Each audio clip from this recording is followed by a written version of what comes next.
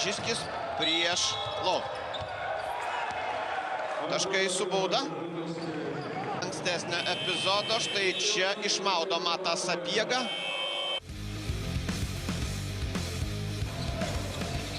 Puikiai kamuolį valdo šis amerikietis, puikus perdavimas ir kamuolį iš viršaus kala. Ir jo blokas leidžia Lietuvos Rytui kamuolį perimti. Štai taip, įžaista, 2 + bauda turėtų būti taip. Jonas Valančiūnas išlaiko pauzę, sulaukia.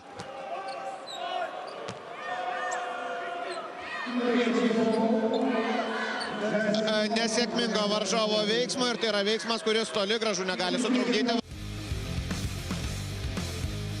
Stebint pirmąjį kėlinį, oficiali statistika kol kas tokia. 6 Lietuvos Ryto klaidos, 3 varžovų ir štai toks Lorenzo Robertso.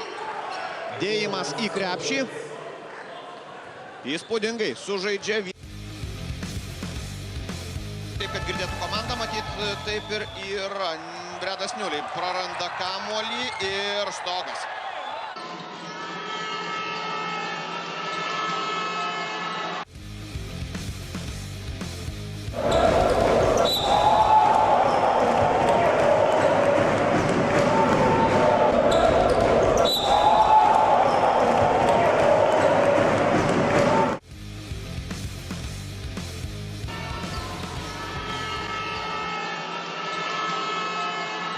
Ir kartoja Samardžijskį metimą, grūsdamas kamuolį į krepšį.